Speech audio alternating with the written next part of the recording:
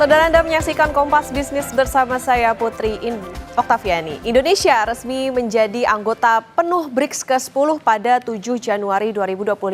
Dinamika politik global yang masih berkelompok membuat Indonesia mempertimbangkan kelompok mana yang paling menguntungkan. Indonesia lebih tergantung pada dolar Amerika Serikat atau impor produk Tiongkok. Nah, Presiden terpilih Amerika Serikat Donald Trump pada Desember 2024 pernah say-war anggota BRICS akan digetok tarif 100% kalau nekat meninggalkan dolar Amerika Serikat. Indonesia lari dari mulut buaya tapi masuk kandang singa. Nah, mari kita optimistis dulu karena banyak data-data positif sebagai modal awal Indonesia di pasar global. Bernyali besarkah Indonesia memutuskan bergabung BRICS dan menantang ancaman Donald Trump? Di awal pemerintahan saudara atau persis setelah pelantikan dan melakukan kunjungan ke luar negeri, Presiden Prabowo Subianto pernah bilang antara BRICS atau OECD mana yang dipilih? Jawabannya adalah yang terbaik bagi Indonesia. Berikut pernyataan Presiden Prabowo Subianto tentang pilihan kelompok ekonomi negara di dunia pada 13 November 2024 saat kunjungan pertama kali ke luar negeri sebagai Presiden. Saya kira nggak ada masalah, kita juga ikut IPEF, kita ikut CPTPP, ya.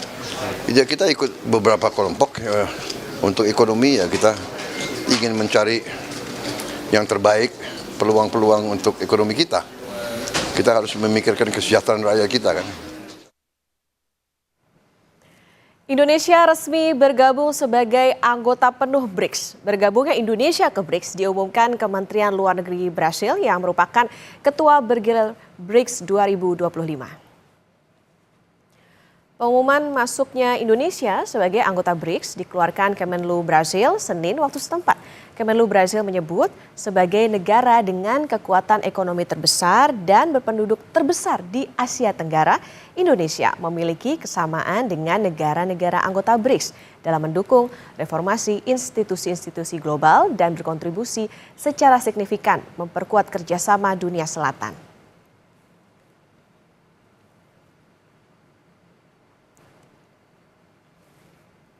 Melalui rilis tertulis, Kementerian Luar Negeri menyambut pengumuman Brasil atas bergabungnya Indonesia secara penuh di BRICS. Bergabungnya Indonesia sebagai anggota BRICS disebut mencerminkan peningkatan peran aktif Indonesia dalam isu global, serta komitmen memperkuat kerjasama multilateral. Dalam rilisnya, Kemenlu menegaskan komitmen Indonesia berkontribusi secara aktif dalam agenda BRICS, termasuk mendorong ketahanan ekonomi, kerjasama teknologi, pembangunan berkelanjutan, dan mengatasi tantangan global seperti perubahan iklim, ketahanan pangan, dan kesehatan masyarakat. Menurut Kemenlu, BRICS merupakan wadah penting bagi Indonesia untuk menguatkan kerjasama global selatan dan memastikan suara dan aspirasi negara Global South terdengar dan terwakili dalam proses pengambilan keputusan global.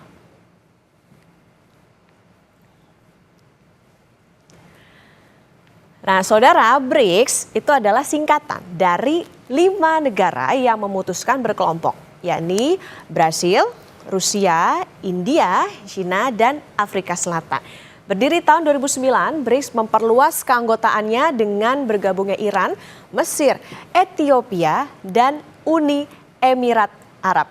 Kenapa BRICS? Kenapa bukan OECD? Nah, 2 kelompok ini saudara punya tujuan, motivasi, dan karakteristik anggota yang berbeda jauh. BRICS ini adalah kelompok negara berkembang yang fokus pada kerjasama ekonomi dan politik dengan tujuan mengurangi ketergantungan pada negara maju. Sederhananya, pengen dedolarisasi. Bukan meninggalkan dolar, tapi mengurangi dominasi dolar di pasar dunia dengan memakai mata uang masing-masing negara. Nah, sedangkan OECD itu adalah organisasi yang anggotanya didominasi negara maju dan fokus pada analisis kebijakan dan peningkatan kerjasama ekonomi global. Ini 11-12 dengan negara G7 atau G7. BRICS itu adalah rumah bagi 3,3 miliar manusia atau 40% komposisi penduduk dunia, mengimbangi dominasi Barat. Coba kita bandingkan ekonomi anggota BRICS dan Blok Barat atau G7. Meski di dalamnya ada ini ya, Jepang ya. Kita ke data berikutnya. Nah, kami pakai data Dana Moneter Internasional atau IMF. BRICS ini menyumbang ekonomi global dengan komposisi 37,3%. Hitungan produk domestik bruto global ini berdasarkan paritas daya beli. Tiongkok aja nih punya sumbangan 19% ke dunia. Sedangkan India itu menyumbang 8,23%. Dua negara ini sekaligus kontributor populasi terbesar di dunia. Lalu gimana dengan kelompok G7 atau G7? Amerika Serikat dan Uni Eropa. Ini masing-masing menyumbang ekonomi sekitar 14,5%. BRICS ini saudara dianggap kuat di komoditas, apalagi dengan bergabungnya negara Timur Tengah sebagai produsen minyak. Di sektor ini dengan tambahan Iran, UEA dan Arab Saudi, kata World Economic Forum dan Standard & Poor's, kelompok BRICS mampu mengendalikan hampir setengah produksi minyak di seluruh dunia. BRICS juga menyumbang sekitar 35% dari total konsumsi minyak. Banyak yang yakin Indonesia ini punya keuntungan besar, tapi ada juga pertanyaan, benarkah Indonesia lari dari mulut buaya masuk ke kandang singa? Nah, ini adalah analogi kritis saja ya dengan memakai angka. Terus gimana? Data berbicara, kita ke data yang berikutnya.